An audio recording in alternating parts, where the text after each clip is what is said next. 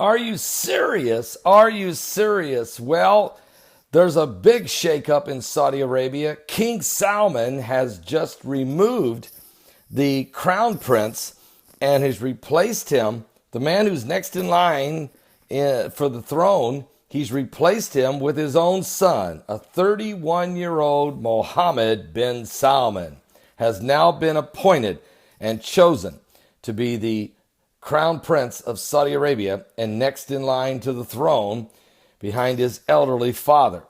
This is King Salman's move to secure Saudi Arabian legacy that the Salman family will rule that kingdom unless there's some type of an assassination or unexpected circumstances. Here's the situation. Saudi Arabia's King Salman appointed his 31-year-old son, Mohammed bin Salman, as crown prince, placing him first in line to the throne and removing the country's counterterrorism czar and a figure well known to Washington, D.C., from the line of succession. The monarch stripped Prince Mohammed bin Naif from his title as the crown prince and from his powerful position as the country's interior minister overseeing security. The announcements were made in a series of royal decrees carried on state-run Saudi press agency news. The all but certain takeover of the throne by Mohammed bin Salman awards near absolute powers to the prince who has ruled out dialogue with rival Iran. Forget it. It's not going to happen. Has moved to isolate neighboring Qatar for its support of the Islamic groups and who has led a war in Yemen that has killed thousands of civilians there. So the prince already oversees a vast portfolio as defense minister and is spearheading economic reforms. He's become popular among some of the Saudi Arabian majority youth for pushing reforms that have opened the deeply conservative country to entertainment and greater foreign investments as part of an effort to overhaul the Saudi Arabian economy, including he has plans to list a percentage of the state-run oil giant Aramco. The young prince was little known to the Saudis and an outsider before King Salman became king back in January of 2015. You may remember that. I was in New York City preaching a revival at Harvest Army Church International for the Bishop Katie Collins when King Salman died. It was actually a fulfillment of a prophetic word I got from the Lord that there would be a major change of a world leader, that a major world leader would die. And it happened actually within 30 days. I didn't expect it.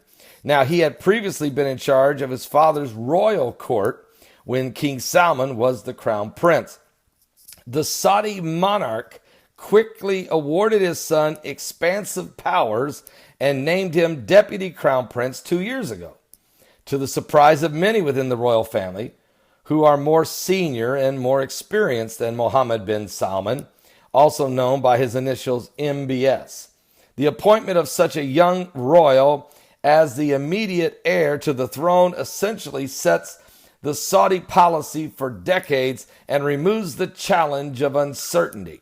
Saudi Arabia's stock market was up by more than 3.5% by midday after the announcement. This young crown prince could be on the throne for up to 50 years. According to Kristen Coates-Urich, a research fellow at James A. Baker III Institute for Public Policy at Rice University. If you look at it positively, it basically is setting a Saudi Arabian course into the 21st century. Another young prince also ascended to power on the same day this morning was Prince Abdullah bin Saud. He's 33, and he was named the new interior minister tasked with counterterrorism efforts and domestic security. His father is the governor of Saudi Arabia's vast eastern province, home to much of the country's oil wealth and most of its minority Shiites. He previously served as an advisor to the Interior and Defense Ministries. So this new interior minister is Mohammed bin Naif's nephew. So even though Mohammed bin Naif was replaced, His nephew got the job. All right. And that's kind of bring a little bit of soothing to the two families. While Mohammed bin Salman, the son of the king and the former crown prince's cousin, is now next in line for the throne. So these two young men, a 31-year-old who will be heir to the throne and the 33-year-old who now will run the counterterrorism and interior security ministry within the country, they are set and poised to be the new leadership coming in Saudi Arabia. Keep a close eye on this, because this new king that's coming, Mohammed bin Salman, he is a whole lot more of a centralist. He doesn't want to be as dogmatic in religious. He wants more freedom for women. He wants more opportunities for the youth. He believes in a little bit more of entrepreneurism for the people.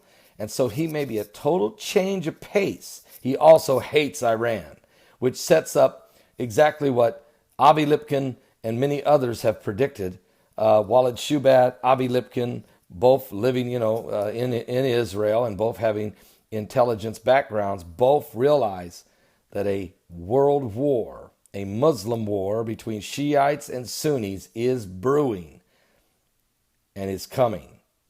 The Houthi rebels, who are already pretty well messed up Yemen, overthrowing its second government since the Arab Spring of Barack Obama, has been causing major problems in Yemen and has been attacking Saudi Arabia along its borders.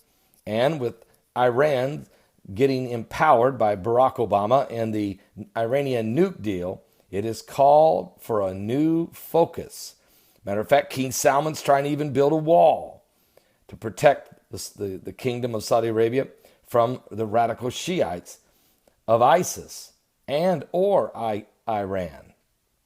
At the same time, Saudi Arabia has decided to work closely with President Donald Trump and with the Jews in Israel in trying to create some kind of, and the Egyptians and others like Jordan, as the Sunni Muslim nations, along with the Jews and the Christian or the Western coalition of Donald Trump and others, are drawing sides, while the Russians are on the side of the Iranians and President Assad of Syria, or in other words, the Shiites. The wild card is ISIS. They are radicals who are hated by both the Iranians and the Saudi Arabians because they believe, radical Sharia law, that they should rule the world. Let's see how this all plays out. Do you see? This is a recipe for World War III. We don't know how long King Salman is going to live, the current king.